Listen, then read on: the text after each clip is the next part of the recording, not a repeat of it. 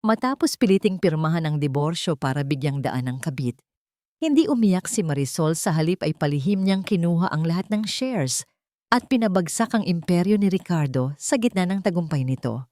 Bumangon siya mula sa pagkadapa at ginamit ang pagkawasak ng asawa para maging bagong reyna ng pananalapi. Ngayong nagbago na ang ihip ng hangin, luluhod ba ang traidor para sa tawad o may mas malupit pang ganti na naghihintay? Kumidlat ng malakas sa labas at sa saglit na liwanag na yon, nakita ni Marisol ang mga papel na inihagis ng kanyang asawa sa ibabaw ng mamahaling coffee table. Divorce papers. Ang mga salitang nakalimbag sa itaas ay tila isang hatol, isang malupit na pagwawakas sa 10 taon nilang pagsasama. Pirmahan mo yan. Ang boses ni Ricardo de la Cruz ay kasing lamig ng hangin na pumapasok mula sa bahagyang nakabukas na bintana. Walang emosyon, walang bakas ng pag-aalala. Tila ba isang transaksyon lang sa negosyo ang kanilang paghihiwalay. Nanginginig ang mga kamay ni Marisol habang dahan-dahan niyang inaabot ang mga papel. Nanlabo ang kanyang mga mata. Hindi dahil sa sakit niya sa puso na ilang buwan na niyang iniinda, kundi dahil sa nagbabadyang mga luha. Ricardo, anong... Huwag ka nang magtanong, Marisol. Putol nito sa kanya. Tapos na tayo. Hindi mo na ba nakikita? Isa ka na lang pabigat sa buhay ko. Isang inutil na may sakit. Ang bawat salita ay parang isang matulis na punyal na bumaon sa kanyang dibdib. Inutil. Pabigat. Paulit-ulit na umalingaw-ngaw ang mga salitang yon sa kanyang isipan. Itinaas niya ang kanyang paningin. Pinilit na salubungin ang mga mata ng lalaking minsan niyang pinangarap na makasama habang buhay. Ngunit ang nakita niya ay isang estranghero, isang taong puno ng pagkasuklam. Sa gilid ng mesa, nakita niya ang kanilang wedding picture. Ang mga ngiti nila noon, puno ng pag-asa at pagmamahal. Bago pa man siya makapagsalita, kinuha ito ni Ricardo at sa isang mabilis na kilos, pinunit ito sa gitna. Ang larawan ng kanilang masayang pagsasama ay nahulog sa sahig na gawa sa marmol, wasak at hiwalay. Katulad ng kanilang mga puso. Wala nang halaga yan, sabi ni Ricardo. Itinuturo ang punit na litrato. Isang pagkakamali lang ang lahat. Isang malakas na ubo ang kumawala mula sa lalamunan ni Marisol. Napahawak siya sa kanyang dibdib.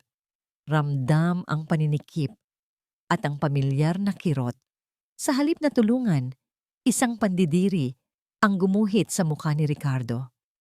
Tingnan mo ang sarili mo, sabi nito na may halong pang-iinsulto. Paano ko ipagmamalaki ang isang asawang ganito? Isang lampa, sakitin at walang silbi. Kailangan ko ng isang babaeng maipagmamalaki ko, hindi isang pasanin. May kinuha si Ricardo sa kanyang bulsa, ang kanyang cellphone. Ipinakita nito sa kanya ang isang litrato. Nasa litrato ang isang babaeng nakangiti, nakayakap sa braso ni Ricardo. Bata, maganda. Makinis ang balat at buhay na buhay ang mga mata. Ang imahe ay isang sampal sa pagkatao ni Marisol. Isang malinaw na salamin ng lahat ng bagay na hindi na siya. Si Katrina. Pagpapatuloy ni Ricardo, tila ipinagmamalaki ang kanyang tropeo. Siya ang papalit sa'yo. Isang babaeng puno ng buhay, puno ng pangarap. Hindi tulad mo na hinihintay na lang ang katapusan. Hindi na napigilan ni Marisol ang luhang pumatak mula sa kanyang mga mata. Humigpit ang kapit niya sa kanyang dibdib. Hindi ito ang sakit na pisikal. Ito ang sakit ng pagkakanulo, isang sugat na mas malalim at mas masakit kaysa sa anumang karamdaman. Umalis ka na. Utos ni Ricardo. Itinuturo ang isang maliit na maleta sa tabi ng pinto. Inihanda ko na yan. Hindi mo kailangang magdala ng kahit ano mula sa pamamahay na ito. Dahil simula ngayon, hindi mo na ito tahanan. Lahat ay plinano na pala niya. Habang siya ay nakahiga sa kama, iniinda ang sakit, ang asawa niya ay naghahanda na para itapon siya. Walang salitang lumabas sa bibig ni Marisol. Dahan-dahan siyang tumayo. Bawat galaw ay tila isang malaking pasakit. Pinirmahan niya ang mga papel gamit ang nanginginig na kamay. Ang tinta ng panulat ay kumalat dahil sa isang patak ng luha na tumama rito. Kinuha niya ang maliit na maleta. Habang naglalakad siya patungo sa pinto, hindi man lang siya nilingon ni Ricardo. Ang tanging naririnig niya ay ang pagtipa nito sa cellphone. Marahil ay ibinabalita na sa bago nitong reyna ang magandang balita. Binuksan ni Marisol ang malaking pinto. Sumalubong sa kanya ang malakas na buhos ng ulan at malamig na hangin. Bawat hakbang palabas ng bahay na minsan niyang itinuring na kanlungan ay isang parusa. Ang bawat patak ng ulan na tumatama sa kanyang balat ay tila nakikisimpatiya sa kanyang kalungkutan. Nang makalabas siya sa malaking gate, lumingon siya sa huling pagkakataon. Ang mga ilaw sa loob ng mansyon ay nagniningning, isang testamento sa yaman na binuo nila o sa yaman na akala niyang binuo nila. Sa paglakad niya sa madilim at basang kalsada, natapilok siya sa isang lubak na puno ng tubig. Napaluhod siya sa sahig, nabitawan ng maleta. Ang putik at maruming tubig ay dumikit sa kanyang damit. Doon, sa gitna ng daan, sa ilalim ng walang tigil na ulan, humagulgol siya. Isang babaeng wasak, itinapon, at walang mapupuntahan. Iyon ang imaheng gusto ni Ricardo na matatak sa isipan ng lahat. Ngunit nang marating niya ang kanto, malayo na sa tanaw ng mansyon, huminto siya. Isang makintab na itim na Rolls Royce ang tahimik na huminto sa kanyang harapan. Bumukas ang pinto sa likod at isang lalaking nakauniporme ang mabilis na bumaba. May hawak na payong. "Mama Marisol?" Magalang na sabi ng lalaki. Pinapayungan siya mula sa ulan. Pumasok si Marisol sa loob ng sasakyan. Ang lamig at basa sa labas ay napalitan ng init at karangyaan sa loob. Ang katad na upuan, ang banayad na ilaw, ang katahimikan. Ipinikit niya ang kanyang mga mata, saglit. Pagmulat niya, wala na ang babaeng kaawa-awa. Wala na ang mga luhang puno ng sakit. Kumuha siya ng panyo mula sa kanyang maliit na bag at dahan-dahang pinunasan ang kanyang mukha. Hindi ito pagpunas ng luha, kundi pag-alis ng isang maskara.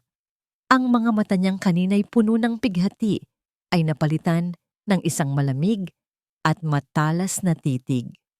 Isang titig na kayang magpatiklop ng mga korporasyon. "Mateo," sabi niya sa kanyang assistant.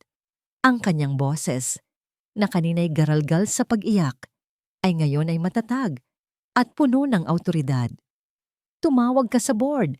Sabihin mong babalik na ako bukas at ihanda ang lahat ng dokumento tungkol sa De La Cruz Realty." "Masusunod po, ma'am," sagot ng assistant. Huminga siya ng malalim, tila isinasara ang isang kabanata ng kanyang buhay. Tumingin siya sa bintana, sa mga patak ng ulan na dumadaloy dito, at sinabi sa sarili ang mga salitang magiging simula ng lahat.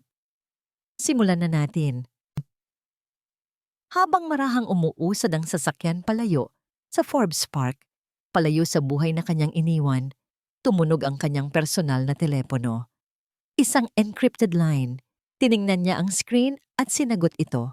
Isang kalmado at profesional na boses ng babae ang narinig niya mula sa kabilang linya. "Ma'am, nasa tabi na niya ako."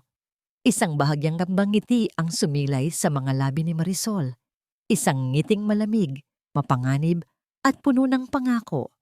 Isinara ni Ricardo de la Cruz ang pinto at kasabay nito ay ang pagtatapos ng isang kabanata ng kanyang buhay na matagal na niyang kinasusuklaman. Nawala na ang amoy ng gamot, ang tunog ng mahinang pag-ubo, ang anino ng isang babaeng unti-unting nilalamon ng karamdaman. Nawala na si Marisol, huminga siya ng malalim.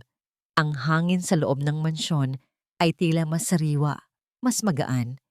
Isang ngiti ng tagumpay ang sumilay sa kanyang mga labi. Sa wakas, malaya na siya. Naglakad siya patungo sa bar at nagsali ng isang mamahaling brandy sa isang kristal na baso. Itinaas niya ito sa hangin. Tila may kausap. Para sa bagong simula. Bulong niya sa sarili. bago inumin ang mapait na likido sa isang lagok. Ang pakiramdam ng tagumpay ay dumaloy sa kanyang buong katawan. Mas mainit at mas masarap kaysa sa anumang alak. Ilang sandali pa, isang marahang katok ang narinig niya sa pinto. Binuksan niya ito at bumungad sa kanya ang isang nangiting kayang tumunaw kahit sa pinakamatigas na puso. Si Katrina Santos. Nakatayo roon, suot ang isang simpleng pulang bestida na lalong nagpapatingkad sa kanyang kagandahan. Tapos na ba, love? Malambing na tanong nito. Tapos na, sagot ni Ricardo. Hinila ito papasok at isinara ang pinto. Niyakap niya si Katrina ng mahigpit. Nilanghap ang bango ng buhok nito. Ito ang amoy na gusto niya. Amoy ng kabataan, ng sigla, ng hinaharap. Ang lahat ay ayon sa plano. Welcome to your new home. Our new home. Pagtatama ni Katrina, habang ang mga daliri nito ay marahang gumagapang sa dibdib ni Ricardo. Tumingala ito sa kanya, ang mga matay puno ng paghanga. Ang galing-galing mo, Ricardo. You're my king. Ang mga salitang yon ay musika sa pandinig ni Ricardo. Isang haring walang pabigat na reyna. Ibinaba niya ang kanyang tingin sa babae. Si Katrina ang perpektong reyna. Maganda, sunod-sunuran, at isang palamuti na maipagmamalaki niya sa lahat. Ito ang nararapat sa isang Ricardo de la Cruz. Halika, sabi ni Ricardo. Akay-akay si Katrina patungo sa sala. Ipagdiwang natin ang ating kinabukasan. Habang naglalakad sila, kinuha ni Ricardo ang kanyang telepono at tinawagan ang isa sa kanyang mga kasosyo sa negosyo, si Ramon. Ramon, kumusta? Masiglang bati niya habang ang isang kamay ay nakahawak sa baywang ni Katrina. Oo, napatawag ako para i-confirm ang meeting bukas. Mas focused ako ngayon kaysa dati. Sabihin na nating natapos ko na ang ilang personal na bagay. Narinig niya ang pagtawa ni Ramon sa kabilang linya. Mabuti naman kung ganon. Handa ka na ba para sa Ayala Prime Tower Project? Ito na ang pinakamalaking deal ng De La Cruz Realty. Pinanganak akong handa, Ramon. Mayabang na sagot ni Ricardo. Kapag nakuha natin ang proyektong to, hindi na tayo lilingon pa. Ito ang maglalagay sa pangalan ko sa mapa ng mga pinakamalalaking developer sa buong Pilipinas. Yan ang gusto kong marinig. Sige, bukas. Ibinaba ni Ricardo ang tawag. Ang kanyang dibdib ay puno ng pagmamalaki. Tiningnan niya si Katrina na nakakatingin sa kanya ng may pagkamangha. Narinig mo yon, love? The Ayala Prime Tower Project. That will be my legacy. Our legacy. Pagkatapos ng ilang sandali, habang si Katrina ay nililibot ang tingin sa kabahayan, nagtungo si Ricardo sa harap ng isang malaking salamin sa may hallway. Tinitigan niya ang kanyang refleksyon. Ang mamahaling damit, ang Rolex sa kanyang pulso, ang perpektong ayos ng buhok. Ito ang imahe ng tagumpay. Ngunit sa likod ng refleksyong yon, nakita niya ang isang anino, isang payat na batang lalaki mula sa tondo. Nakayapak, may putik sa mga paa. Nangangarap na makatakas sa kahirapan. Kinamumuhian niya ang batang iyon. Kinamumuhian niya ang lahat ng konektado sa kahinaan na yon. At si Marisol, sa kanyang sakit at kahinaan, ay naging isang paalala ng nakaraan na pilit niyang tinatakasan. Kaya kinailangan niyang alisin ito, itapon, para tuluyang mamatay ang anino ng batang tagatondo. Ricardo? Naputol ang kanyang pag-iisip nang lumapit si Katrina. Ang boses nito ay puno ng pag-aalala. Ayos ka lang? Parang ang lalim ng iniisip mo. Mabilis na nagbago ang ekspresyon ni Ricardo. Pinalitan niya ng isang malapad na ngiti ang bakas ng kalungkutan sa kanyang mukha. Hinarap niya si Katrina at hinawakan ang mga kamay nito. Ayos lang ako, love, malambing niyang sabi. Iniisip ko lang kung gaano tayo kaswerte. Kung gaano ako kaswerte na sa wakas, nasa tabi na kita. Isang matamis na ngiti ang isinukli ni Katrina. Tila naniwala sa kanyang sinabi.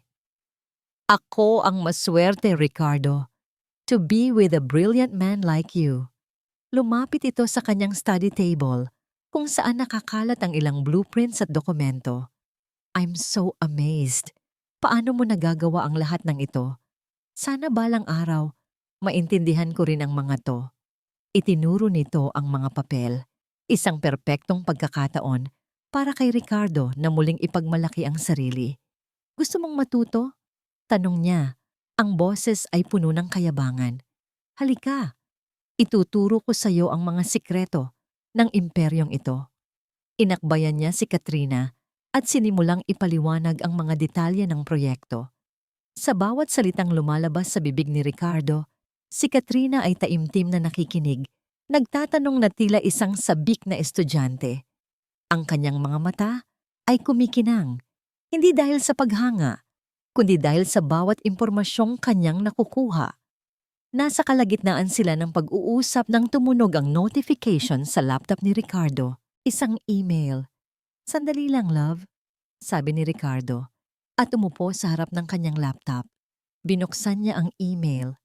Galing ito sa head office ng Golden Dragon Holdings, ang Hong Kong-based investment firm na siyang pangunahing magpopondo sa Ayala Prime Tower Project.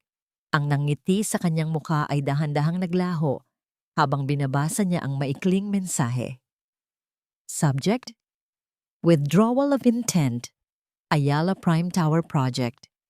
Dear Mr. Dela Cruz, this email serves as a formal notification that Golden Dragon Holdings will be officially withdrawing its letter of intent to fund the Ayala Prime Tower project, effective immediately.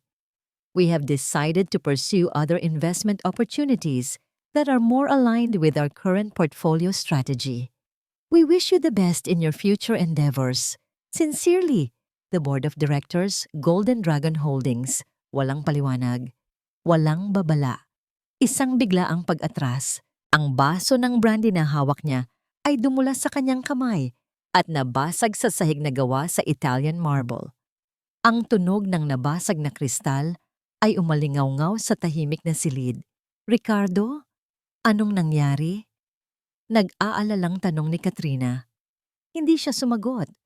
Nakatitig lang siya sa screen, ang kanyang mga mata ay nanlalaki sa hindi makapaniwalang galit. Ang selebrasyon ay biglang natapos. Ang pakiramdam ng tagumpay ay biglang naglaho na para bang isang panaginip na biglang binasag. Kinabukasan, ang babaeng napaluhod sa putik sa ilalim ng ulan ay tila isang malayong alaala na lamang.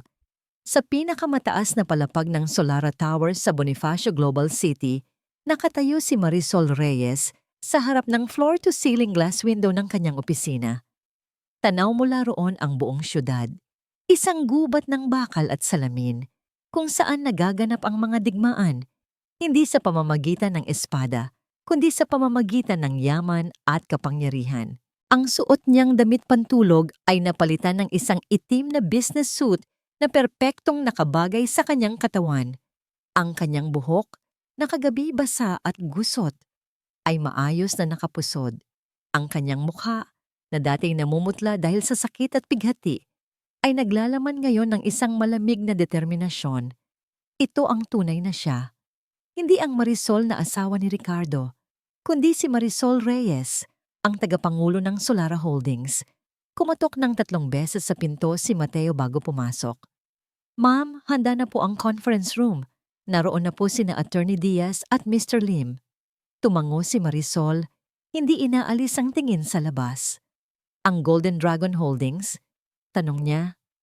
Natanggap na po ni Mr. Dela Cruz ang email nila kagabi. Ayon sa ating source doon sa loob, nagwawala siya. Sagot ni Mateo. Isang bahagyang nangiti ang gumuhit sa mga labi ni Marisol. Good. Let's begin. Pagpasok ni Marisol sa conference room, ang 2 pinuno ng kanyang legal at finance departments ay sabay na napatayo bilang paggalang. Umupo siya sa dulo ng mahabang mesa at sa isang senyas ng kanyang kamay, nagsiupo rin sila. Mr. Lim, the report. Utos niya. Ang boses ay kalmado, ngunit may bigat. Binuksan ng matandang pinuno ng pananalapi ang isang folder. As of last night, our initial move was a success. Ang pag-atras ng Golden Dragon ay nagdulot ng panic sa iilang minor investors ng Dela Cruz Realty. Their stock value is expected to dip by at least 15% pagbukas ng market mamaya. Good. Simpleng sagot ni Marisol. Attorney Diaz, ang susunod na hakbang. Ma'am, sabi ng abogadong nasa katanghalian ng edad. Nakausap na po namin ang mga kinatawan ng 3 pinakamalaking bangko kung saan may utang ang Dela Cruz Realty. Gamit ang ating mga subsidiary companies, sisimulan na nating bilhin ang mga utang na yon. In 3 weeks, we will be Ricardo de la Cruz's biggest creditor. I want it done in 2 weeks. Pagtatama ni Marisol. I want him to feel the pressure from all sides. Gusto kong maramdaman niyang unti-unting bumibigay ang mga haligi ng kanyang itinayong kaharian. Masusunod po, ma'am. Sabay na sagot ng dalawa. Pagkatapos ng maikling pag-uutos, isang secured na video call ang lumabas sa malaking screen sa harap nila. Ang mukha ni Katrina Santos, profesional, seryoso, malayo sa imahe ng maamong kasintahan kagabi. Ma'am, bati ni Katrina. Report? Maikling utos ni Marisol. He's desperate. He's now looking for new local investors. Pinag-aaralan niyang isang laang mansyon sa Forbes para makakuha ng karagdagang pondo. Ulat ni Katrina. Ipinakita niya sa akin ang mga plano para sa RL Sealand deal. Isa itong high-risk, high-reward na proyekto sa reclamation area. Tumingin si Marisol kay Mr. Lim na mabilis na tumango. Alam namin ang proyektong yan, ma'am. Puno ng legal loopholes at environmental issues. Isang malaking sugal. Perfect, sabi ni Marisol bago bumaling muli sa screen. Katrina, itulak mo siya papunta roon. Gawin mong paniwalaan na iyon ang tanging solusyon sa kanyang mga problema. Make him think it was his idea all along. Understood, ma'am, sagot ni Katrina bago nagtapos ang tawag. That will be all for now, sabi ni Marisol sa kanyang mga tauhan. Update me every 6 hours. Nang maiwang mag-isa muli sa kanyang opisina, bumalik si Marisol sa harap ng bintana. Tinitigan niya ang gusali ng Dela Cruz Realty sa di kalayuan, isang maliit na istruktura kumpara sa kanyang tore. Naalala niya ang simula ng kanilang relasyon, kung paanong si Ricardo ay laging namangha sa kanyang kaalaman sa negosyo. Ngunit habang lumalaki ang ambisyon nito, unti-unti niyang naramdaman ang inggit at insecurity sa mga mata nito. Kaya para sa pag-ibig, para bigyan ito ng espasyo para maging lalaki sa kanilang relasyon, itinago niya ang kanyang tunay na pagkatao. Itinago niya ang Solara Holdings. Nagpanggap siyang isang simpleng may bahay. Isang sakripisyo na tinapatan ng pagtataksil. Dinama niya ang malamig na salamin ng bintana. Ang sakit sa kanyang puso ay naroon pa rin. Hindi ang sakit na medikal, kundi ang sakit ng alaala. Ngunit ngayon, ang sakit na yon ay hindi na lason. Isa na itong panggatong. Muling pumasok si Mateo sa opisina, may dalang dokumento. Ma'am, sabi nito, inilapag ang papel sa kanyang mesa. Tiningnan ito ni Marisol. Isang kasunduan. Nakuha na po natin ang kontrol sa pinakamalaking utang ng De La Cruz Realty mula sa BDO. As of this moment, ma'am, tayo na po ang may hawak sa kanya sa leeg.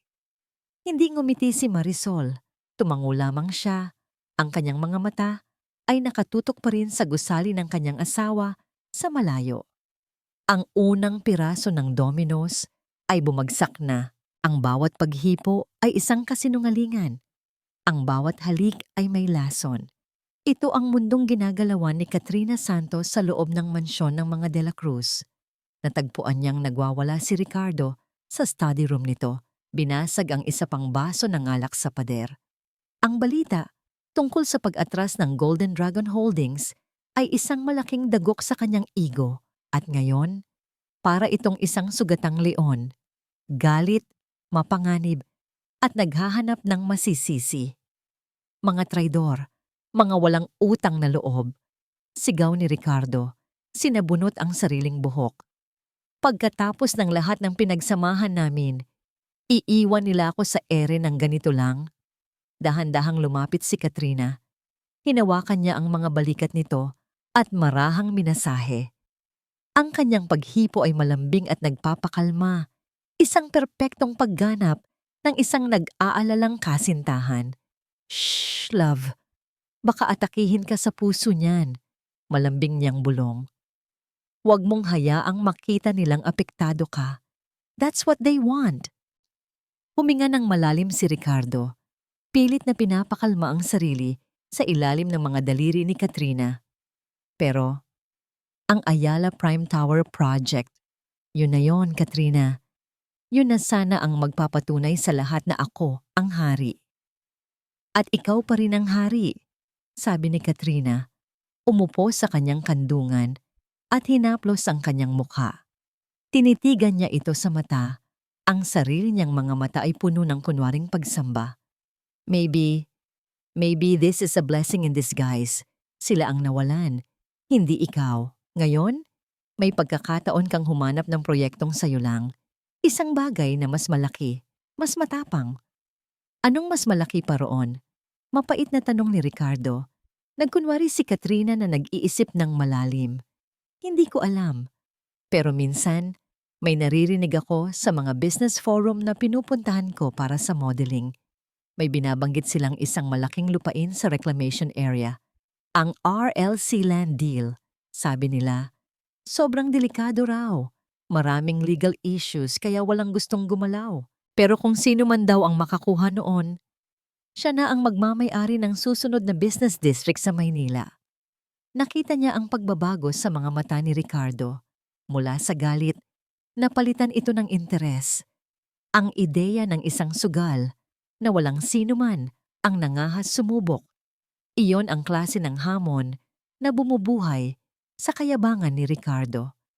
The RLC land. Ulit nito, tila nilalasap ang mga salita. Matagal ko nang tinitingnan yan, pero masyadong magulo. Kaya nga sa'yo yan nararapat, love, sabi ni Katrina. Dahil kaya mong ayusin ang magulo. You are a brilliant man. Naniniwala ako sa'yo. Hinalikan niya ito. Isang halik na naglalagay ng ideya. Isang halik na nagtutulak sa kanya patungo sa bangin. Kinabukasan, habang nasa opisina si Ricardo para ayusin ang gusot na idinulot ng Golden Dragon, naiwan si Katrina sa mansyon. Ito na ang kanyang pagkakataon. Pumasok siya sa study room at sinimulang ayusin ang mga papeles sa mesa ni Ricardo. Sa kalagitnaan ng kanyang paghahanap, pumasok ang executive assistant ni Ricardo, si Elena, isang babaeng nasa mga 50 anyos, matagal nang naninilbihan sa kumpanya at kilala sa kanyang katapatan. Ma'am Katrina, formal na bati ni Elena. Ang kanyang mga mata ay matalas na pinagmamasdan ang ginagawa ni Katrina. Ano po ang kailangan ninyo? Ako na po ang mag-aayos para kay Sir Ricardo. Ngumiti ng matamis si Katrina. Naku, Elena, wag mo na akong tawaging ma'am. Katrina na lang. Tinutulungan ko lang si Ricardo na i-organize ang mga ito. Sobrang stressed na kasi siya. Gusto ko lang makatulong kahit paano. Hindi po sanay si Sir Ricardo na may ibang humahawak ng kanyang mga project files, sabi ni Elena. Ang boses ay magalang ngunit may diin. Malinaw ang mensahe. Huwag mong pakialaman ang hindi sayo. Oh, really? Sinabi niya kasi sa akin na I can make myself at home. Inosenteng sagot ni Katrina. Ipinagpatuloy ang pag-aayos ng papel. Ngunit mas maingat na ngayon. Don't worry, Elena. Alam ko ang limitasyon ko. Ngumiti lang si Elena, isang ngiting hindi umabot sa kanyang mga mata. Bago tumalikod at umalis, ramdam ni Katrina ang panganib. May mga matang nakabantay sa kanya. Kailangan niyang maging mas maingat. Nang gabing iyon, hinintay niyang makatulog ng mahimbing si Ricardo. Ang pagod at stress ay madaling nagpatumba sa lalaki. Tiningnan niya ang natutulog na si Ricardo. Ang dibdib nito ay marahang tumataas-baba. Sa isang saglit, halos naawa siya. Isa lamang itong tao, puno ng mga demonyo at insecurities na nagtulak sa kanya sa kasakiman.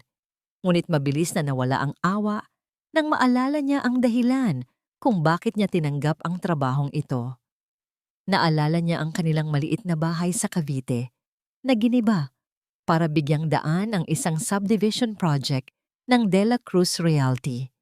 Naalala niya ang kanyang amang inatake sa puso dahil sa stress at pagkawala ng kanilang tahanan. Namatay ito nang hindi man lang nakakatanggap ng hustisya.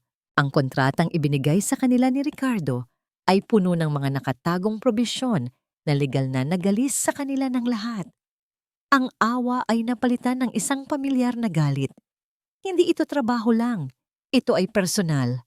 Walang pag-aalinlangan. Kinuha niya ang kanyang telepono.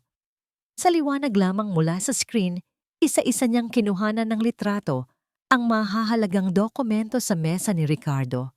Mga bank statement, mga contact list ng mga pribadong investor, at ang paunang pag-aaral tungkol sa RLC Land deal. Bawat click ng kamera ay isang pako sa kabaong na siya mismo ang gumagawa. Kinabukasan, puno ng bagong sigla si Ricardo. Ang ideya tungkol sa RLC Land ay ganap nang sumakop sa kanyang isipan. "Ito na yon, Katrina. Ito na yon," sabi niya habang kausap ang kanyang abogado sa telepono. "Bilhin mo ang RLC Land. Gamitin mo ang lahat ng koneksyon mo. I don't care about the price. Just get it for me." Nakatayo si Katrina sa kanyang tabi. Hinimas ang kanyang likod bilang suporta. Ngumiti siya.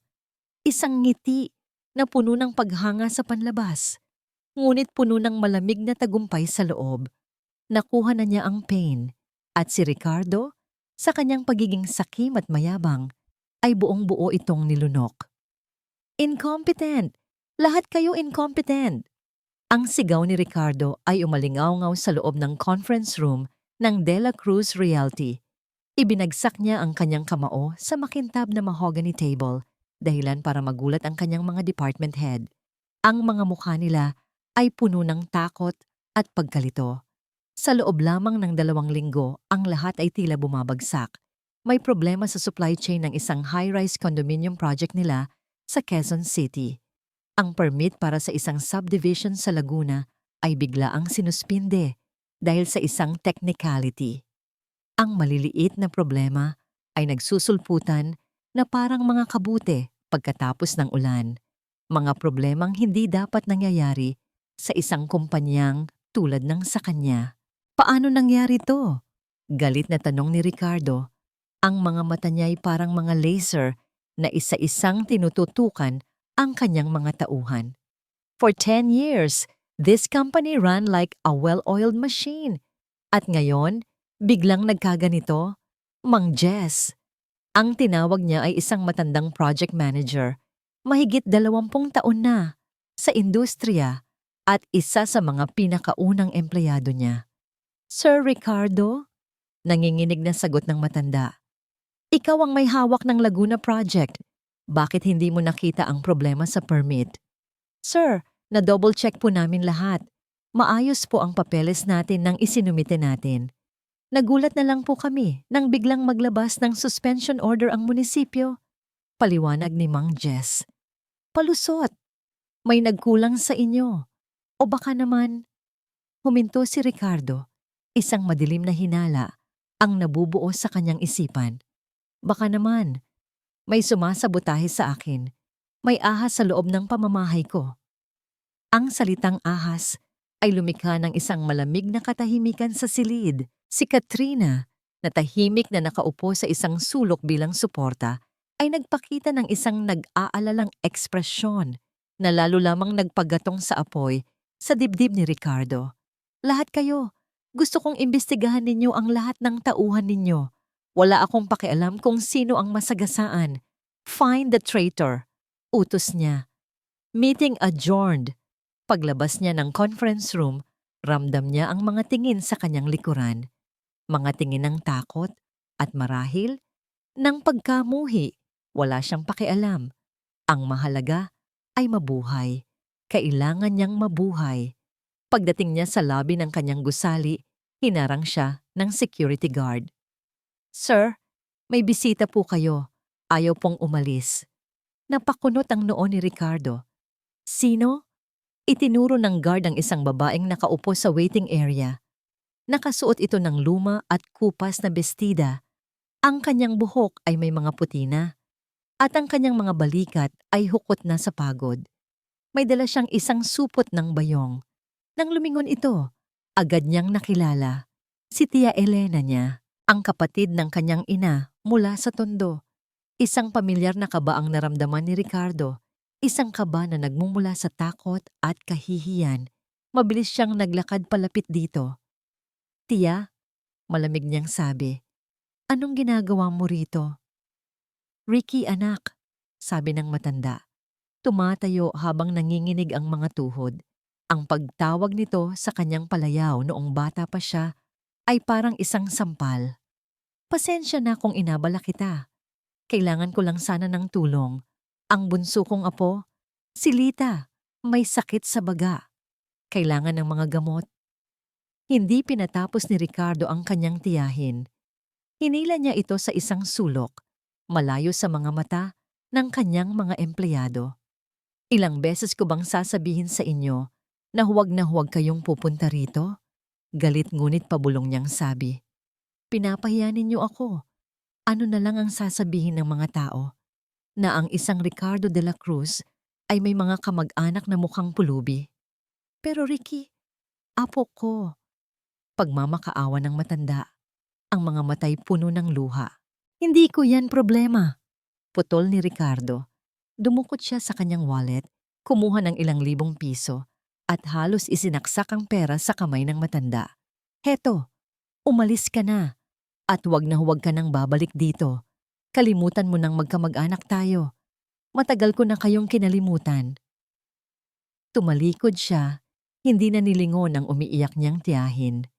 Bawat hakbang palayo sa kanya ay isang hakbang palayo sa Tondo, palayo sa kahirapan, palayo sa batang si Ricky na kinamumuhian niya. Para patunayan sa sarili na siya ay iba na siya ay makapangyarihan at mayaman, ginawa niya ang isang bagay na laging nagpapagaan sa kanyang loob, ang gumastos. Sinundo niya si Katrina. "Love, let's go shopping," sabi niya. Pilit nang ngumingiti. "I'll buy you anything you want." Maghapon silang nasa Greenbelt. Ibinili niya si Katrina ng mga mamahaling bag, sapatos at alahas. Bawat tapik ng kanyang credit card ay isang pagpapatunay na kaya niya, na kontrolado niya ang sitwasyon.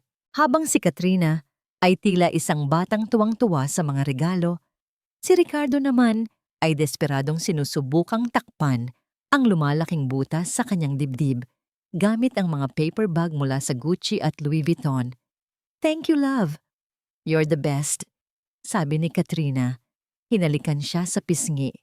"Anything for my queen," mayabang na sagot ni Ricardo. Kahit na alam niyang ang perang ginagastos niya ay dapat sanang nakalaan para sa payroll ng kanyang mga empleyado. Nang gabing iyon, pagbalik niya sa kanyang opisina, ramdam niya ang isang panandaliang kapayapaan. Tiningnan niya ang mga litrato nila ni Katrina na kuha kanina, napapalibutan ng kanilang mga pinamili. Ito ang buhay na para sa kanya. Ito ang patunay na nanalo siya. Ngunit ang kapayapaan ay biglang nabasag nang tumawag ang kanyang abogado. "Ricardo, may problema," sabi ng abogado sa kabilang linya. Ang boses nito ay seryoso. Malaki ang problema. "Ano na naman?" Inis na tanong ni Ricardo. "Ang RLC land, ang lupang kabibili lang natin." Huminto saglit ang abogado. Tila nag-aalangang sabihin ang balita. "The court just issued a temporary restraining order. Ipinatitigil ng gobyerno ang anumang development sa lugar." "Ano? Bakit?" May isang pamilya ng mga magsasaka na biglang lumitaw.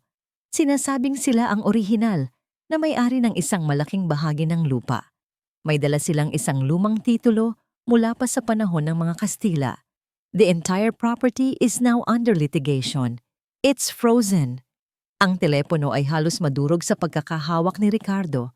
Ang lahat ng perang isinugal niya, ang lahat ng pangarap niya para sa proyektong yon, biglang naging abo.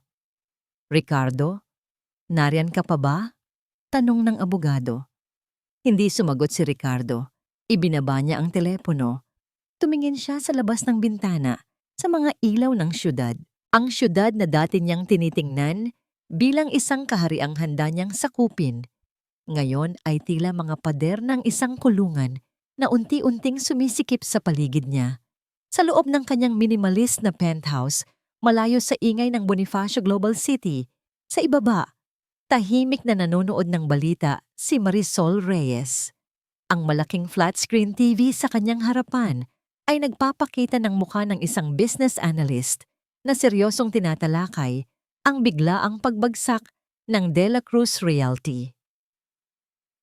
At ang pinakabagong dagok sa De La Cruz Realty ay ang biglaang pag-freeze sa kanilang pinakamalaking proyekto, ang RLC Land Deal, dahil sa isang hindi inaasahang land dispute.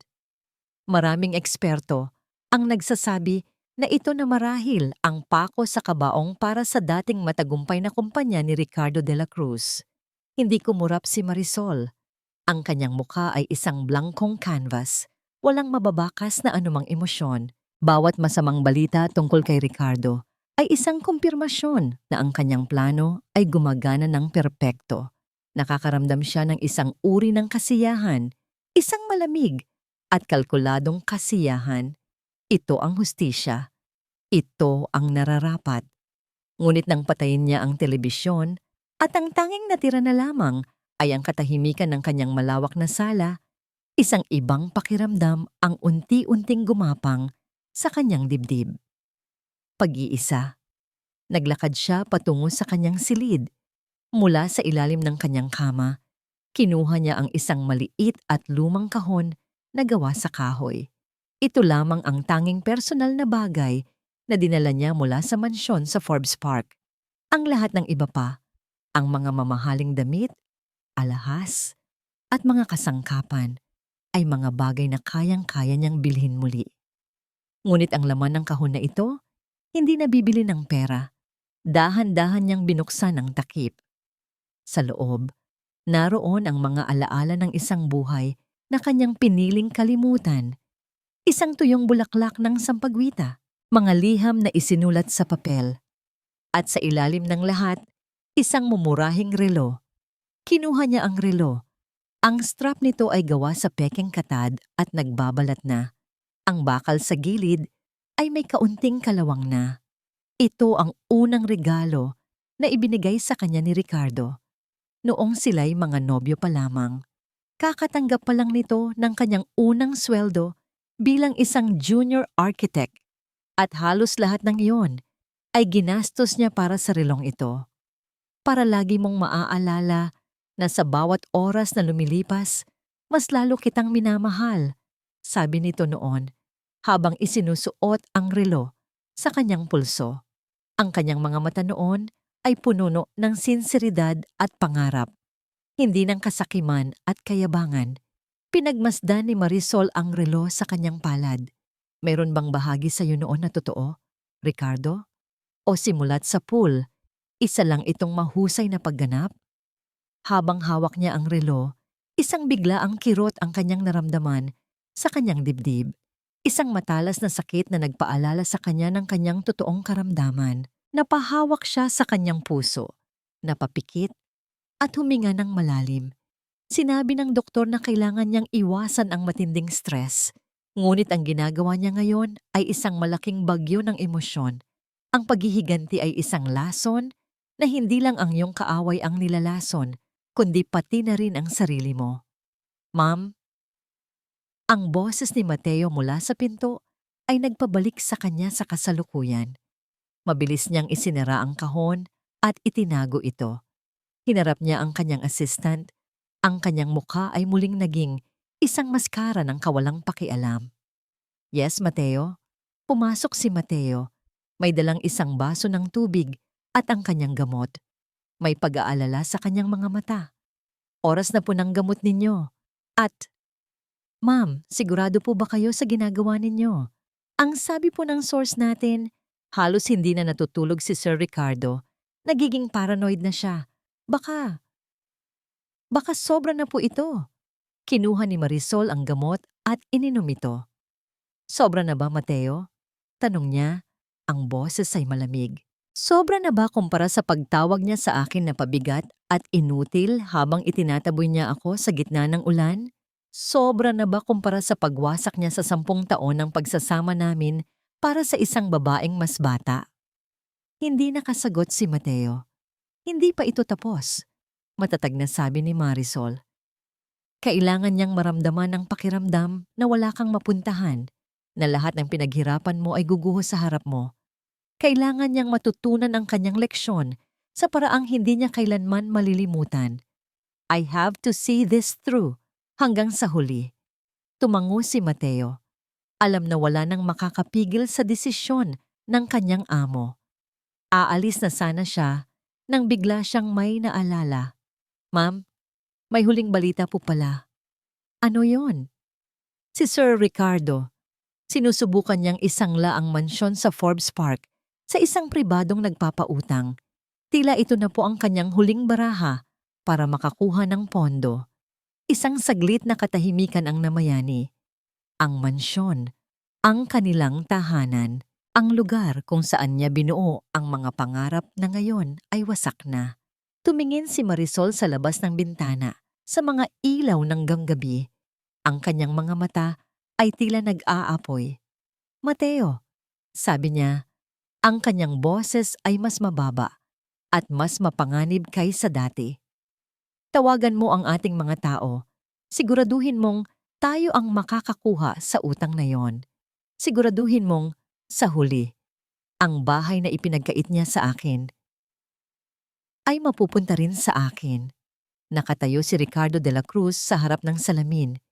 Inaayos ang kanyang kurbata. Ngunit ang lalaking nakatingin pabalik sa kanya ay hindi na ang hari ng kanyang imperyo.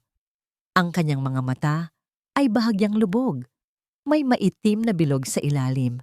Ang kanyang mga balikat, na dati laging tuwid at puno ng kayabangan, ay bahagyang nakayuko, dala ng bigat ng kanyang mga problema. Nasa bingit na siya ng pagkatalo.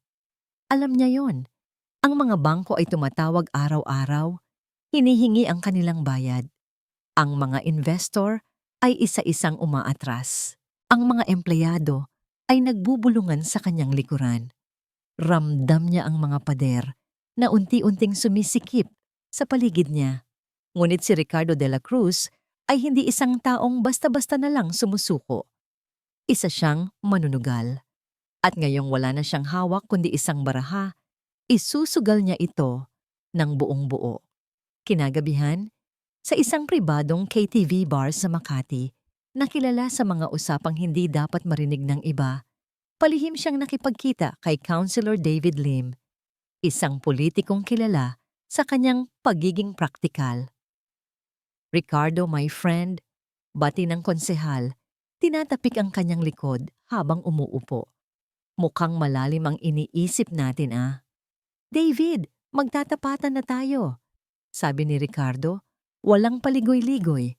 Kailangan ko ng tulong mo at kailangan ko ito ngayon. Inilapag ni Ricardo ang isang blueprint sa mesa. Isang socialized housing project sa isang lupaing pag-aari ng syudad. Malapit sa RLC property. Mabilis na maaprubahan, mabilis na maitatayo. Malinis ang proyektong ito, David, para sa mga mahihirap. Tumawa ng bahagya ang konsehal.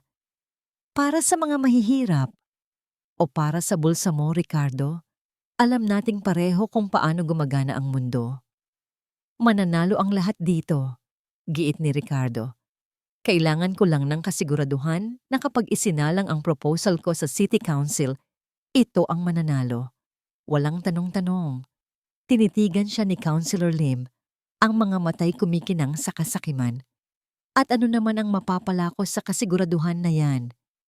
Walang imik na inilapag ni Ricardo ang isang makapal na brown envelope sa ibabaw ng mesa at marahang itinulak ito palapit sa konsehal. Hindi ito tiningnan ni Councilor Lim. Sa halip, ngumiti ito. Mabuti tayong magkaibigan, Ricardo. Huwag kang mag-alala. Ako ang bahala. Sabi nito. Bago tumayo at lisanin ang silid, dala-dala ang sobre. Pag-uwi ni Ricardo, dinatnan niya si Katrina sa sala. Naghihintay. May bakas ng pag-aalala sa mukha nito. Kumusta, love? Tanong nito. Everything is under control, sagot ni Ricardo. Kahit naramdam niya ang pawis na namumuo sa kanyang noo. Kinabukasan, isinagawa niya ang pinakamasakit na desisyon sa kanyang buhay. Sa harap ng isang abogado, mula sa isang pribadong lending company, pinirmahan niya ang mga papeles. Ang mansyon sa Forbes Park, ang simbolo ng lahat ng kanyang tagumpay, ang palasyong ipinagmalaki niya, ay opisyal ng nakasangla. Ang perang nakuha niya ay idirektang mapupunta sa housing project. All in. Nang gabing iyon, hindi siya makatulog. Paulit-ulit niyang tinitingnan ang mga dokumento at ang presentation na inihanda niya para sa City Council. Lumapit si Katrina. May dalang isang tasa ng mainit na tsa. Hayaan mo akong tulungan ka, Ricardo. Sabi nito. Ang boses ay puno ng suporta. Dalawa tayo rito. Magdamag siyang tinulungan ni Katrina. Inayos nito ang kanyang mga slide, chinek ang kanyang mga numero, at binigyan siya ng mga salitang pampalakas ng loob. Habang abala si Ricardo sa pagbabasa ng kanyang script, sa isang saglit na pagtalikod niya, mabilis na isinaksak ni Katrina ang isang maliit na USB flash drive sa laptop. Sa loob ng ilang segundo, kinopya nito ang lahat, ang kopya ng proposal, ang mga bank transfer na patunay sa pag-asang lanang bahay, at ang mga detalye ng kasunduan nila ni Councilor Lim. Pagkatapos, binunot niya ito nang walang anumang bakas ng ingay. Matulog ka na, love, sabi ni Katrina, hinahaplos ang kanyang buhok. Kailangan mo ng lakas para bukas. Pumayag si Ricardo, ngunit ang kanyang pagtulog ay hindi naging mahimbing. Sa kanyang panaginip, hindi siya nasa Forbes Park, nasa Tondo siya. Muli siyang naging si Ricky, ang payat na batang nakayapak. Ang mga pader ng mansyon ay naging mga barong-barong na gawa sa yero. Ang amoy ng mamahaling pabango ay napalitan ng amoy ng putik at basura. Tumatakbo siya, sinusubukang makalayo. Ngunit ang putik ay humihila sa kanyang mga paa pababa. May mga aninong humahabol sa kanya, mga mukha mula sa kanyang nakaraan, bumubulong ng kanyang pangalan. Ricky, hindi ka makakatakas. Dito ka nababagay. Sumisigaw siya, ngunit walang boses na lumalabas. Nalulunod siya sa putik. Nagising si Ricardo na humihingal, basang-basa ng pawis. Napabangon siya sa kama, ang kanyang puso ay kumakaripas. Ang takot ay totoo, nararamdaman niya pa rin ito. Ang takot na bumalik sa wala. Biglang tumunog ang kanyang telepono sa tabi ng kama. Kinuha niya ito. Umaasang isa lamang itong masamang panaginip. Ngunit ang pangalan sa screen ay nagpatigil sa kanyang paghinga. Councilor David Lim. Nanginginig niyang sinagot ang tawag. David? Ricardo? Ang boses sa kabilang linya ay masaya at puno ng enerhiya. Kabaligtaran ng kanyang nararamdaman. Good news, my friend. Nakausap ko na ang mga kasama ko sa council. Ang ganda ng proyekto mo. Mukhang pasado na. Isang saglit na katahimikan. Pinoproseso ni Ricardo ang kanyang narinig. Pasado na. Pero pagpapatuloy ng konsehal para masigurado at para mapabilis ang lahat, gusto kanilang marinig mismo. They've arranged an emergency presentation for you tomorrow morning, 10 o'clock sharp, sa City Hall. Ang takot na kanina'y bumabalot sa puso ni Ricardo ay biglang napalitan ng isang nag-uumapaw na pag-asa. Ito na yon. Ito na ang sagot sa lahat.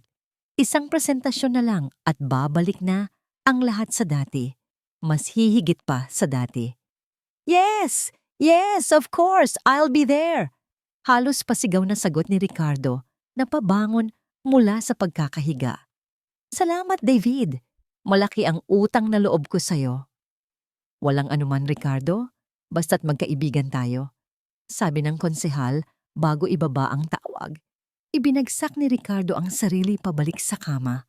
Ngunit ngayon, hindi na dahil sa takot, kundi dahil sa labis na kagalakan. Tumawa siya ng malakas, isang tawang may halong kabaliwan at lunas. Nilingon niya ang natutulog na si Katrina sa kanyang tabi na tila hindi nagising sa kanyang ingay. Hinaplos niya ang buhok nito. "Narinig mo ba yon, my queen? Narinig mo ba yon?" Bulong niya. "Malapit na. Malapit na tayong bumalik sa tuktok. At sa pagkakataong ito, walang sino man ang makakapagpabagsak sa atin." Tinitigan niya ang kisame ng kanilang silid. Ang mga anino ng tondo ay naglaho, napalitan ng mga imahe ng mga bago at matatayog na gusali na itatayo niya. Si Ricardo de la Cruz ay muling isinilang. Sa kanyang isipan, nanalo na siya. Ang gabi bago ang presentasyon ni Ricardo sa City Hall ay napuno ng isang kakaibang katahimikan. Para kay Ricardo, ito ay ang katahimikan ng kumpiyansa, ang kapanatagan, bago ang isang sigurado at matunog na tagumpay. Para kay Katrina, ito ay ang katahimikan bago ang pagsabog ng isang bomba. Sa malawak na study room, paulit-ulit na binabasa ni Ricardo ang kanyang talumpati sa harap ng salamin. Bawat kilos ng kanyang kamay, bawat pagtaas ng kanyang kilay ay kalkulado. Puno siya ng enerhiya, ng isang nag-uumapaw na pag-asa na muling magiging kanya ang mundo. Ang proyektong ito ay hindi lamang tungkol sa pagtatayo ng mga bahay, deklara niya sa kanyang refleksyon. Ito ay tungkol sa pagbibigay ng disenteng pamumuhay sa mga taong matagal nang pinagkaitan nito. Ito ay isang pamana. Habang siya ay abala sa kanyang pagganap, sa kabilang dulo ng silid, sa isang madilim na sulok na halos hindi naabot ng ilaw mula sa lampshade, nakaupo si Katrina. Ang tanging liwanag sa kanyang pwesto ay nagmumula sa screen ng kanyang laptop. Ang kanyang mga daliri ay marahang gumagalaw sa ibabaw ng trackpad. Isang progress bar ang dahan-dahang gumagapang sa screen. Uploading isa of 5 files. Ang laman ng mga files na yon ay ang lahat ng ebidensya. Ang mga litrato ng mga dokumento, ang audio recording ng usapan nila ni Councilor Lim, ang mga bank record ng perang ipinangsangla sa mansyon, at ang kumpletong kopya ng proposal na may mga nakatagong probisyon para sa overpricing. Ang lahat ng ito ay ipapadala sa isang secured na email address. Ang email address ni Jessica Sison, isang kinikilalang investigative journalist. Nang matapos mag-practice si Ricardo, lumapit ito sa kanya, ang muka'y puno ng ngiti. "Ano sa tingin mo, love? Perfect, di ba?" Hinawakan nito ang kanyang mga kamay at hinila siya patayo. Niyakap siya ni Ricardo ng mahigpit. "Salamat, Katrina. Salamat sa pananatili mo sa tabi ko. Hindi ko to magagawa kung wala ka. Pagkatapos nito, pagkatapos ng lahat ng to, ibibigay ko sa iyo ang buhay na nararapat para sa isang reyna." Isiniksik ni Katrina ang kanyang mukha sa dibdib ni Ricardo. Nilanghap ang amoy ng mamahaling pabango nito. Sumagot siya sa yakap. Ang kanyang mga kamay ay gumapang sa likod nito. Ngunit kung nakikita lang sana ni Ricardo ang kanyang mga mata, makikita nito ang isang malamig at walang emosyong titig. Ang yakap na ito ay hindi yakap ng pagmamahal. Ito ang yakap ni Judas. "I will always be here for you." Bulong niya, ang bawat salita ay isang perpektong kasinungalingan. Nang bumitaw sila, bumalik siya sa kanyang laptop. Uploading 5 sa 5 files, upload complete. Isang malalim na hininga ang kanyang pinakawalan. Kinuha niya ang kanyang telepono at nagtipa ng isang maikling mensahe para kay Marisol. Tapos na. Walang sagot. Hindi niya kailangan ng sagot. Alam niyang sa kabilang dulo ng syudad, ang tunay na reyna ay naghihintay. "Matulog na tayo, love. Kailangan mong maging fresh bukas," sabi ni Ricardo. Hinila siya patayo. "Bukas, magbabago ang lahat." "Oo, magbabago ang lahat," sabi ni Katrina sa kanyang isipan. Hinintay niyang makatulog si Ricardo. Dahil sa pagod at excitement, Mabilis itong nahimbing. Ang dating malakas at makapangyarihang lalaki ay payapang natutulog. Walang kamalay-malay na. Ang kanyang mundo ay ilang oras na lang mula sa ganap na pagguho. Tinitigan ni Katrina ang kanyang natutulog na mukha. Naalala niya ang kanyang ama, kung paano ito nawalan ng pag-asa matapos silang paalisin sa kanilang lupa. Ang mukha nitong puno ng pighati sa ospital. Biglang nawala ang anumang bahid ng awa na maaari sana niyang naramdaman para kay Ricardo. Walang ingay. Dahan-dahan siyang bumangon mula sa kama. Bawat galaw niya ay maingat at may kalkulasyon. Binuksan niya ang closet at kinuha ang kanyang maliit na maletang matagal nang nakahanda sa isang sulok.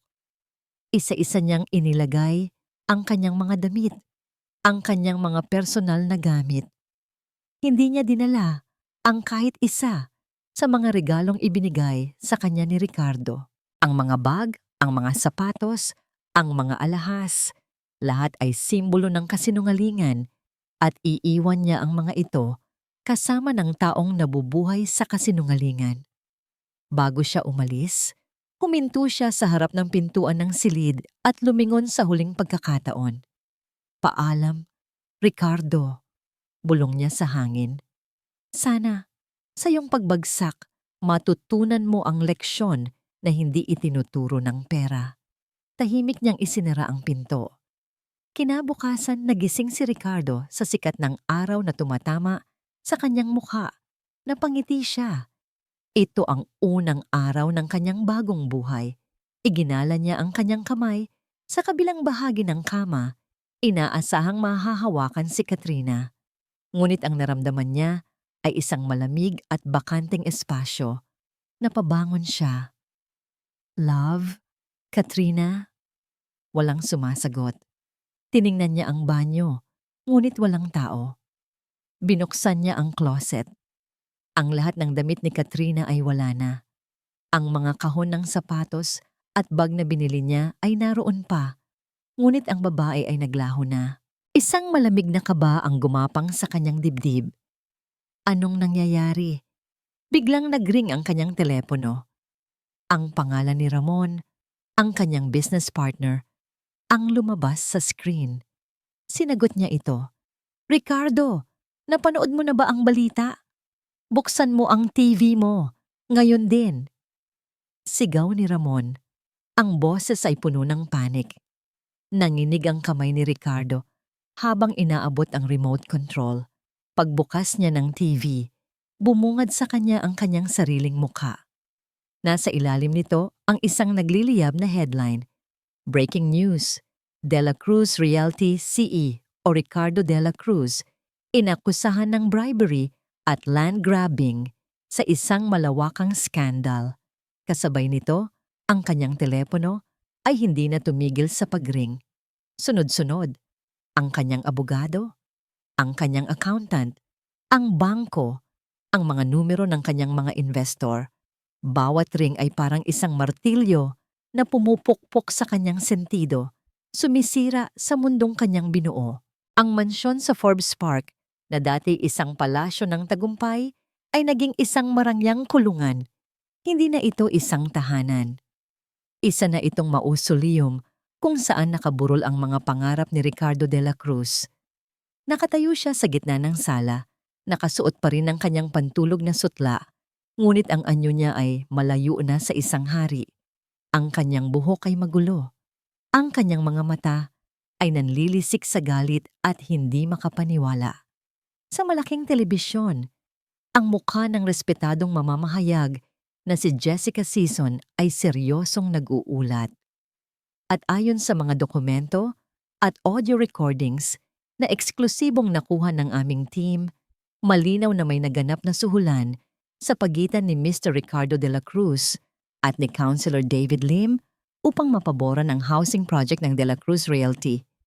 Bawat salita ay isang dagok. Bawat ebidensya, ang kopya ng tseke, ang recording ng kanilang usapan sa KTV bar, ang testimonya mula sa isang hindi pinangalanang source ay mga pako na lalong nagbabaon sa kanya sa kahihiyan. Hindi totoo yan. Sinungaling. Lahat kayo sinungaling! Sigaw ni Ricardo sa telebisyon na para bang maririnig siya nito. Kinuha niya ang pinakamalapit na bagay na mahahawakan niya, isang mamahaling florera, at ibinato ito ng buong lakas sa screen. Nagkadurog-durog ang salamin ng TV, ngunit hindi nito napatahimik ang mga boses sa kanyang isipan. Ang kanyang telepono, na kanina pa hindi tumitigil sa pagring, ay muli niyang pinulot. Paulit-ulit niyang tinatawagan ng isang numero. Ang numero ni Katrina. "The number you have dialed is currently not in service. Please try your call again later." Paulit-ulit. Ang parehong malamig at walang emosyong boses. "Katrina, sagutin mo." Pagmamakaawa niya sa hangin. "Bakit? Bakit mo ginawa sa akin to? Minanahal kita. Ibinigay ko sa'yo ang lahat." Sa gitna ng kanyang pagwawala, napansin niya ang isang bagay na nakapatong sa ibabaw ng kanyang study table. Isang pamilyar na bagay, ang Rolex na ibinigay niya kay Katrina noong nakaraang linggo. Maingat itong inilagay sa ibabaw ng isang maliit na piraso ng papel. Nanginginig niyang kinuha ang papel. May isang pangungusap lang na nakasulat dito, sa isang perpekto at eleganteng sulat kamay. Utang na loob, bayad na, walang pirma. Ngunit alam na niya. Alam na niya kung sino ang nasa likod ng lahat ng ito. Ang traidor, ang ahas, ang babaeng pinatuloy niya sa kanyang tahanan at sa kanyang puso. Sa isang iglap ng matinding galit, winasak niya ang lahat ng bagay na makikita niya sa study room. Itinapon niya ang mga libro, sinira ang mga modelo ng kanyang mga gusali, ibinagsak ang mga litrato nila ni Katrina sa sahig at paulit-ulit na inapakan. "Ah!" Isang sigaw na puno ng sakit, galit at pagkatalo. Isang sigaw ng isang hayop na nasukol habang siya ay nasa gitna ng kanyang pagkasira. Isang malakas na katok ang narinig niya mula sa pinto. Hindi niya ito pinansin, ngunit ang pagkatok ay hindi tumigil, lalong lumakas. "Mr. Ricardo de la Cruz, buksan ninyo ang pinto. Pulis ito. May dala kaming warrant of arrest." Pulis. Ang salitang yon ay nagpabagsak sa kanya sa sahig. Napaluhod siya sa gitna ng mga nagkalat na bubog at papel. Ang hari ay wala ng trono. Ang kanyang palasyo ay guguho na. Hindi niya binuksan ang pinto. Ngunit ilang sandali pa, narinig niya ang malakas na tunog ng pagwasak. Sinira ng mga pulis ang pinto. Pumasok sila, nakauniporme. Ang kanilang mga mukha ay seryoso at walang emosyon. "Ricardo de la Cruz, inaaresto ka namin sa salang bribery?" At hindi na niya narinig ang mga sumunod na salita. Ang tanging nakikita niya ay ang mga anino mula sa kanyang panaginip. Ang mga anino ng tondo. Ngumingiti ang mga ito sa kanya. Bumubulong, "Dito ka nababagay." Sa gitna ng lahat ng kaguluhan, isang lalaking nakasuit ang lumapit sa kanya. Ang kanyang abogado. "Ricardo, kailangan mong sumama sa kanila. Magpiyansa tayo. Aayusin natin to." Ngunit habang siya ay tinutulungang tumayo, isang sobre ang iniabot sa kanya ng isa sa mga tauhan ng korte. "Mr. de la Cruz, pinapatawag po kayo." Binuksan niya ang sulat. Galing ito sa isang law firm na hindi niya kilala. Paunawa ng isang espesyal na pagpupulong ng mga stockholder. Sa ngalan ng may hawak ng mayorya ng sapi ng De La Cruz Realty at Development Corporation, opisyal naming ipinapatawag ang lahat ng stockholder para sa isang madaliang pagpupulong bukas ng umaga, 9:00 ng umaga, upang talakayin ang kasalukuyang pamumuno at direksyon ng kumpanya. Ang pagpupulong na ito ay isinagawa sa kahilingan ng pangunahing stockholder, Solara Holdings. Ang pangalan ay umalingaw-ngaw sa kanyang isipan, Solara Holdings. Saan niya narinig ang pangalang yon? Sino sila? Paanong sila ang naging mayorya ng stockholder nang hindi niya namamalayan? Ngunit habang inilalabas siya ng mga pulis mula sa kanyang winasak na paraiso, isang malamig at nakakakilabot na ideya ang unti-unting nabuo sa kanyang isipan. Solara, araw. Araw na sumisikat. Marisol, dagat at araw. Hindi, hindi maaari. Isang kahibangan, isang imposible at nakakatakot na pag-iisip. Ang conference room ng De La Cruz Realty ay napuno ng isang nakabibinging katahimikan. Ang mga stockholder at board member na dati mga kaibigan at kasosyo ni Ricardo ay nakaupo na parang mga estatwa. Ang kanilang mga muka ay maskara ng pagkabalisa at takot. Ang hangin ay mabigat, halos mahirap hingahan. Pumasok si Ricardo de la Cruz. Nakapagpiyansa siya, ngunit ang presyo ng kanyang pansamantalang kalayaan ay ang huling piraso ng kanyang kayamanan. Ang suot niyang mamahaling suit ay hindi na kayang itago ang katotohanan. Isa na siyang taong wasak. May mga pasa pa sa kanyang mga pulso mula sa posas, at ang kanyang mga mata ay mailap. Naghahanap ng kahit isang kakampi sa silid na yon, ngunit wala siyang nakita. Ang lahat ay umiiwas ng tingin. Ang mga taong dati tumatawa sa kanyang mga biro at pumupuri sa kanyang bawat desisyon ay tila hindi na siya kilala. Naramdaman niya ang lamig ng pag-iisa, ngunit meron pa siyang natitirang isang hibla ng pag-asa, isang hibla ng kayabangan. Akin pa rin ang kumpanyang ito. Hindi nila ito makukuha sa akin. Umupo siya sa kanyang kinagisnang pwesto sa dulo ng mesa, ang silya ng tagapangulo. Ngunit bago pa man siya makapagsalita, bumukas ang pinto. Isang matikas na babae ang pumasok. Nakasuot ng puting power suit. Ang kanyang buhok ay nakaayos sa isang eleganteng bun at ang kanyang tindig ay nagpapakita ng isang kapangyarihang kayang magpayanig ng buong silid. Bawat hakbang niya ay may bigat at kumpiyansa. Sa kanyang pagpasok, lahat ng nasa loob ng silid maliban kay Ricardo ay sabay-sabay na napatayo bilang paggalang. Parang huminto ang pag-ikot ng mundo para kay Ricardo. Ang tibok ng kanyang puso ay dumagundong sa kanyang mga tainga. Ang babaeng iyon na puno ng sigla at lakas, na ang mga mata ay matalas at puno ng isang malamig na apoy. Marisol, ang pangalan ay lumabas sa kanyang bibig na parang isang pabulong na sumpa. Hindi ito ang Marisol na itinaboy niya. Hindi ito ang babaeng may sakit, mahina at kaawa-awa. Ito ay isang estranghera, isang reyna. Hindi siya pinansin ni Marisol. Naglakad ito papunta sa kabilang dulo ng mesa, sa pwesto ng kapangyarihan na direktang katapat niya. Maupo na kayong lahat, utos ni Marisol. Ang kanyang boses ay kalmado, ngunit hindi mapapasubalian. Anong ginagawa mo rito? Naguguluhang tanong ni Ricardo. Ang kanyang boses ay nanginginig. Sino ka para? Ako. Putol ni Marisol. Tinitigan siya sa mata sa unang pagkakataon. At sa titig na yon, nakita ni Ricardo ang lahat. Ang sakit, ang galit at ang isang bakal na determinasyon. Ako ang kumakatawan sa Solara Holdings, ang may-ari ng 65% ng kumpanyang ito. Ako ang nagpatawag ng pulong na ito. Solara, Marisol. Ang koneksyon ay tumama sa kanya na parang isang malakas na sampal.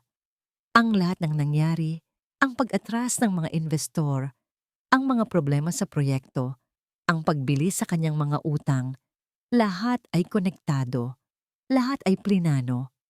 Hindi maaari. Bulong ni Ricardo. Isa ka lang. Isa ka lang. Isang pabigat, pagpapatuloy ni Marisol. Isang inutil na may sakit. Yan ba ang sasabihin mo, Ricardo? Inilabas ni Marisol ang isang serye ng mga dokumento. Ayon sa mga hawak naming datos, panimula niya, ang kanyang boses ay propesyonal na umaalingaw-ngaw sa silid. Ang De La Cruz Realty ay lugmok sa utang dahil sa mga sunod-sunod na maling desisyon ng pamunuan, mula sa RLC land deal na isang malinaw na sugal hanggang sa paglustay ng pondo ng kumpanya para sa mga personal na gastusin. Isa-isa niyang ipinakita ang ebidensya. Bawat papel ay isang pako sa kabaong ni Ricardo. Habang siya ay nagsasalita, ang pinto ay muling bumukas. Isang babae ang pumasok. Nakasuot ng isang itim na business suit. Ang kanyang mukha ay seryoso at profesional. Naglakad ito ng may kumpiyansa. Nilampasan si Ricardo na parang hindi ito nag-i-exist at tumayo sa tabi ni Marisol, si Katrina Santos. At para talakayin ang mga legal na implikasyon ng mga pagkakamaling ito, pagpapatuloy ni Marisol, narito ang aking personal legal counsel, si Attorney Katrina Santos. Kung mayroon mang natitirang lakas sa katawan ni Ricardo, tuluyan na itong nawala. Ang huling piraso ng kanyang mundo ay gumuho sa harap niya. Ang babaeng minahal niya, ang babaeng pinagkatiwalaan niya, ay kasama ng babaeng kanyang sinira. Ang dalawang reyna ng kanyang buhay, ang luma at ang bago, ay magkasama pala sa iisang panig mula pa sa simula. Ang lahat ay isang malaking kasinungalingan, isang perpektong bitag. Napatayo si Ricardo, ang kanyang mga kamay ay nanginginig sa ibabaw ng mesa. Mga ahas, mga traidor, sigaw niya. Ang kanyang boses ay basag. Ngunit si Marisol ay hindi natinag. Tinitigan niya siya ng diretso sa mata. Ang lahat ng sakit at pagmamahal na minsan niyang naramdaman ay nagbigay daan sa isang malamig at mapait na katarungan. Hindi mo ako itinapon, Ricardo, sabi ni Marisol. Ang kanyang boses ay mababa at puno ng kahulugan. Pinalaya mo lang ako. At ngayon, binili ko ang lahat ng itinuturing mong mundo. Ang mga salitang iyon ay tumagos sa puso ni Ricardo, mas masakit kaysa sa anumang sampal o suntok. Kaya naman, pagpapatuloy ni Marisol, ibinaling ang tingin sa mga miyembro ng board. I would like to call for a vote of no confidence against our current chairman, Mr. Ricardo de la Cruz. Hindi na kinaya ng mga tuhod ni Ricardo ang bigat ng kanyang pagkatalo. Nawalan siya ng balanse. Ang kanyang katawan ay bumagsak sa kanyang silya, hindi dahil sa pag-upo, kundi dahil sa pagguho. Ang kanyang mga mata ay blanko, nakatitig sa kawalan. Ang hari ay tuluyan ng napatalsik sa kanyang trono, sa harap mismo ng reynang minsan niyang minaliit at itinapon. Isa-isang umalis ang mga miyembro ng board. Ang bawat pag-alis ay tila isang pako na lalong nagbabaon kay Ricardo sa kanyang kinauupuan. Walang nagpaalam, walang tumapik sa kanyang balikat. Iniwan nila siyang mag-isa sa conference room kasama ang dalawang babaeng sumira sa kanya at ang mga multo ng kanyang mga pagkakamali. Tumayo si Katrina at marahang tumango kay Marisol. Bago tahimik na lumabas ng silid, isinara ang pinto sa kanyang pag-alis. Ngayon, silang dalawa na lang. Ang katahimikan ay mas mabigat kaysa sa sigawan. Nakaupo si Ricardo, nakayuko, isang hari na inalisan ng korona at kaharian. Si Marisol ay nanatiling nakatayo sa kabilang dulo ng mesa. Pinagmamasdan siya hindi ng may galit, kundi ng may isang uri ng pagod na pagtatapos. Ilang minuto ang lumipas. Sa wakas, gumalaw si Ricardo. Dahan-dahan siyang tumayo. Ang kanyang mga tuhod ay tila nanginginig. Naglakad siya palapit kay Marisol, hindi na bilang isang mayabang na bilyonaryo, kundi bilang isang pulubi. Bawat hakbang ay mabigat. Nang nasa harapan na niya si Marisol, walang salitang lumabas sa kanyang bibig. Sa halip, ginawa niya ang tanging bagay na alam niyang gawin ng mga taong desperado. Lumuhod siya. Hinawakan niya ang kamay ni Marisol. Ang kanyang mga daliri malamig at nanginginig. Idinikit niya ito sa kanyang noo. Marisol, mahal ko. Patawarin mo ako. Humagulgol siya. Ang kanyang mga balikat ay nayayanig. Nagkamali ako. Nabulag ako sa pera, sa kapangyarihan. Patawarin mo ako. Pakiusap. Ibalik natin ang dati. Ang paghawak niya ay mahigpit, na parang sa pagkapit sa kamay ni Marisol ay makakapitan niya muli ang buhay na kanyang winasak. Ngunit si Marisol ay hindi natinag. Marahan, Ngunit may katiyakan, inalis niya ang kanyang kamay mula sa pagkakahawak ni Ricardo. Ang pag-alis na yon ay hindi marahas. Ito ay pinal na parang pagsasara ng isang libro. "Tumayo ka, Ricardo," sabi niya. Ang kanyang boses ay walang bahid ng galit o ng awa. Ito ay boses ng isang taong matagal nang nakamove on. Huli na ang lahat para dyan. Tumingala si Ricardo. Ang kanyang mukha ay basang-basa ng luha. "Bakit, Marisol? Bakit mo sinira ang lahat? Para saan? Para sa paghihiganti?" Isang mahinang buntong hininga ang pinakawalan ni Marisol. Tumingin siya sa labas ng bintana, sa syudad na nagpapatuloy sa kanyang pag-ikot, walang pakialam sa kanilang personal na trahedya. "Hindi," sagot niya. "Hindi ko ito ginawa para sa paghihiganti. Ginawa ko ito para ipaalala sa iyo ang halaga ng isang taong minamaliit mo." Humarap siyang muli kay Ricardo. "Akala mo ba kasinungalingan lang ang lahat, Ricardo? Ang sakit ko. Totoo yon. May problema talaga ang puso ko. At bawat araw na kasama kita, bawat araw na nararamdaman ko ang panlalamig mo, ang pagtataksil mo, unti-unti nitong pinapatay ang puso ko sa paraang literal." Isang bagong bugso ng sakit ang gumuhit sa mukha ni Ricardo. Ang katotohanan ay mas masakit pa sa kanyang pagkatalo sa negosyo. Ang pagtataboy mo sa akin sa gabing iyon, pagpapatuloy ni Marisol, ang halos pumatay sa akin.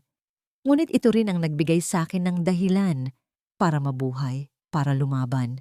Hindi para sa'yo, hindi para sa atin, kundi para sa sarili ko, para patunayan sa sarili ko na ang halaga ko ay hindi nakadepende sa pagtingin ng isang lalaking tulad mo.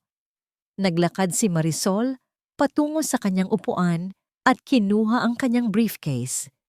Mula sa loob, inilabas niya ang isang checkbook. Sa harap mismo ni Ricardo, nagsulat siya sa isang tseke. Ang tunog ng kanyang panulat sa papel ay ang tanging maririnig sa silid. Pinunit niya ang tseke, lumapit kay Ricardo, at hindi ito iniabot sa kanyang kamay. Sa halip, marahan niya itong ipinatong sa makintab na mesa sa kanilang pagitan. "Ano to?" tanong ni Ricardo. Ang boses ay paos. "Sapat na halaga yan para makapagsimula ka muli," sabi ni Marisol. "Isang simpleng buhay, malayo sa lahat ng ito. Ituring mo na lang yan na bayad sa 10 taon ng buhay ko na sinayang ko sa'yo." Pagkatapos noon, tumalikod na si Marisol. Walang pag-aalinlangan. Naglakad siya patungo sa pinto. "Marisol, sandali!" sigaw ni Ricardo. Ngunit hindi siya lumingon. Hindi na siya lumingon pa. Binuksan niya ang pinto at lumabas. Iniwan si Ricardo na nakaluhod sa sahig ng isang imperyong siya mismo ang nagwasak. Naiwang mag-isa si Ricardo. Ang kanyang mga mata ay nakatutok sa tseke na nasa ibabaw ng mesa. Dahan-dahan, nanginginig, pinulot niya ito. Tiningnan niya ang halaga. Sapat nga para mabuhay, ngunit isang insulto para sa isang taong dating nagmamay-ari ng lahat. Tinitigan niya ang pirma sa ibaba. Marisol Reyes. Isang tawa ang kumawala mula sa kanyang bibig. Hindi isang tawa ng saya.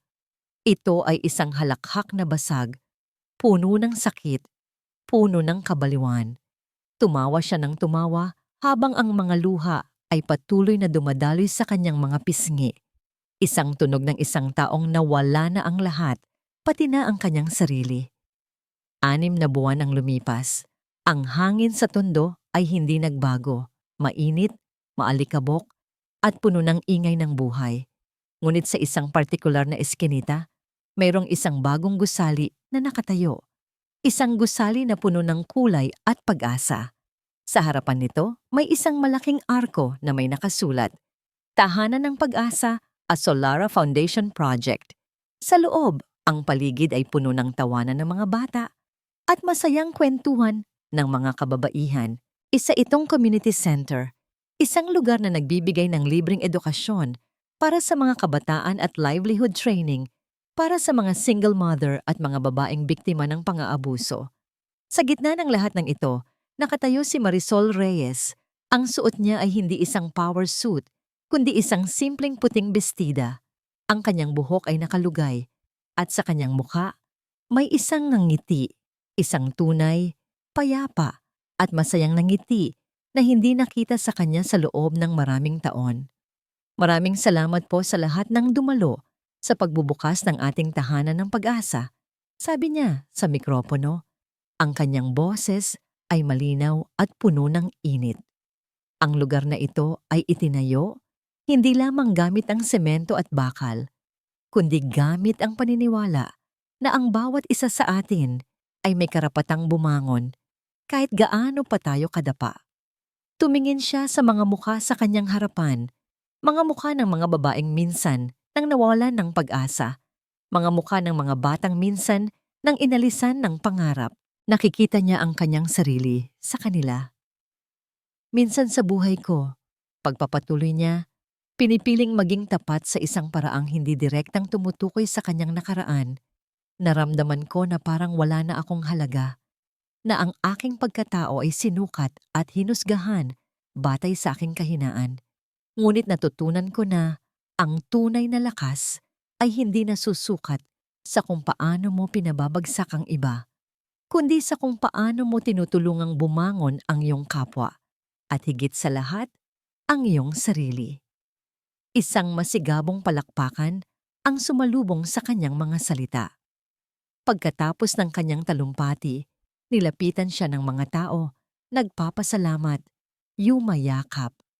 Naramdaman ni Marisol ang isang uri ng kaligayahan na hindi kayang bilhin ng lahat ng pera ng Solara Holdings. Ito ang kaligayahan ng pagkakaroon ng tunay na layunin. Sa isang sulok, nakita niya si Katrina, nakangiti habang nakikipaglaro sa ilang mga bata. Pagkatapos ng lahat, naging magkaibigan sila. Si Katrina ngayon ang namumuno sa Legal Aid Department ng Solara Foundation, tinutulungan ang mga taong katulad ng kanyang ama na makakuha ng hustisya. Sa kabilang dako ng Maynila, sa isang maliit at masikip na apartment sa Pasay, isang lalaki ang nag-aayos ng mga kahon sa isang convenience store. Ang kanyang mukha ay pagod, ang kanyang mga balikat ay hukot. Mas matanda siyang tingnan ng 10 taon. Isang customer ang nagtanong, "Boss, magkano to?" Tumingin si Ricardo de la Cruz sa customer. Walang bakas ng pagkilala. Isa na lang siyang ordinaryong tao, isang anino sa syudad na dati pag-aari niya. Minsan, sa gabi, napapanaginipan pa rin niya ang tondo. Ngunit ngayon, hindi na siya tumatakbo. Nakatayo lang siya roon, tinatanggap ang putik sa kanyang mga paa. Bumalik ang eksena kay Marisol sa tondo. Palubog na ang araw. Ang ginintuang sinag nito ay tumatama sa kanyang mukha. Lumapit sa kanya si Mateo, ang kanyang tapat na assistant. "Ma'am, oras na po para umuwi." "Salamat, Mateo," sabi ni Marisol. "Pero dito na ang uuwian ko ngayon." Huminga siya ng malalim, dinama ang mainit na hangin. Ang sakit sa kanyang puso ay naroon pa rin, isang paalala ng kanyang mga pinagdaanan.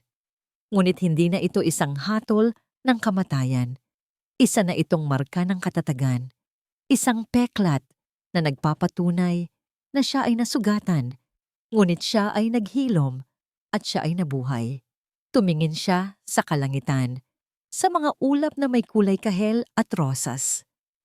Sa unang pagkakataon, sa loob ng napakatagal na panahon, naramdaman niyang tunay siyang malaya. Malaya mula sa galit, malaya mula sa nakaraan, malaya para simulan ng isang bagong kabanata na siya mismo ang may akda.